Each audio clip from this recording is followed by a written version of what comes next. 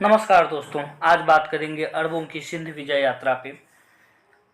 ऐसा क्या कारण हुआ जिससे अरब जो है सिंध पर हमला कर दिए, सिंध यानी भारत पे हमला कर दिए। चलिए इस बात की जानकारी की पुष्टि करते हैं।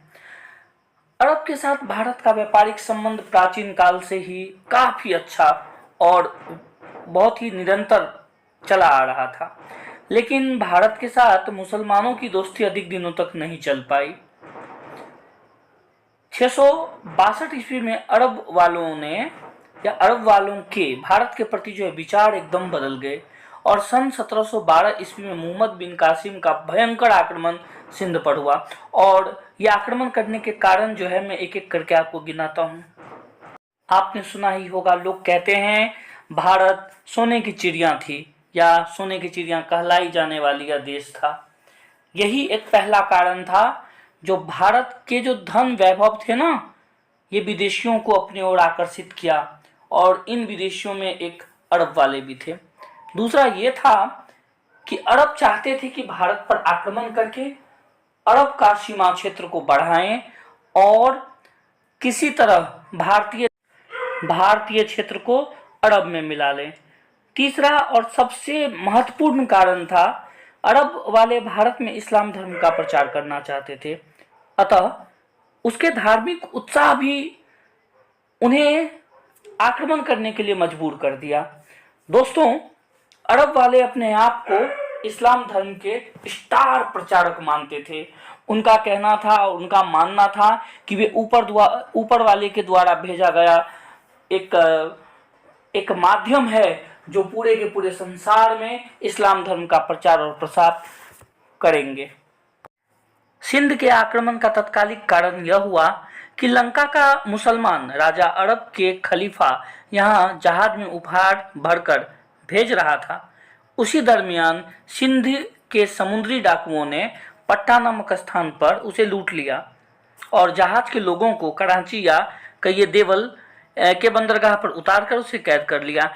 इस घटना ने अरबों की सोई हुई क्रोध को जगा दिया और परिणाम स्वरूप अरबवासी जो है सिंध पर आक्रमण कर बैठे।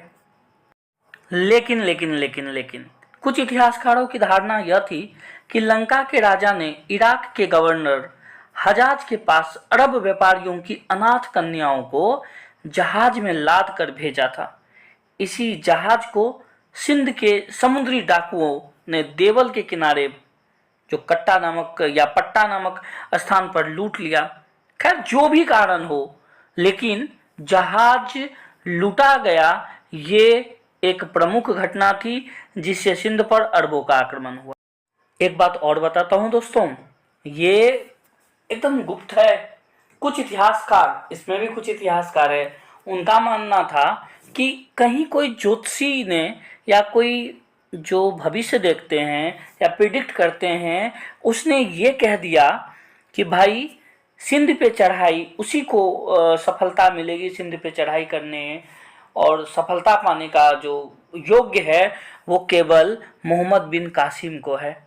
बस उसके बाद होना क्या था, इस विचारधारा से प्रेरित होकर इराक के गवर्नर हजाज ने अपने 18 साल के भतीजे और दामाद मोहम्मद बिन कासिम को एक विशाल सेना के साथ सिंध पर आक्रमण करने भेज दिया।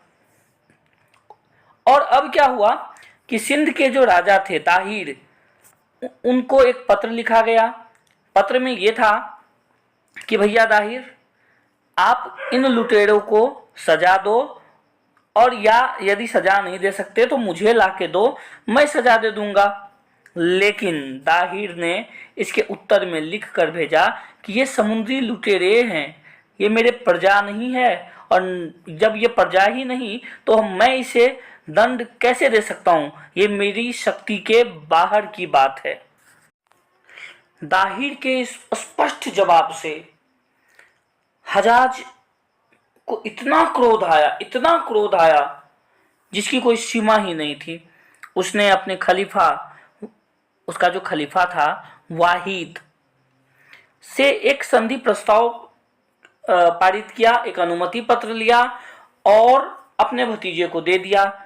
और उसका भतीजा यानी कि किसका भतीजा, हजाज का भतीजा और उसका दामाद, भतीजा और दामाद एक ही था, मोहम्मद बिन कासिम ने 1712 ईस्वी में विशाल सेना के साथ भारत पर आक्रमण कर दिया। धन्यवाद।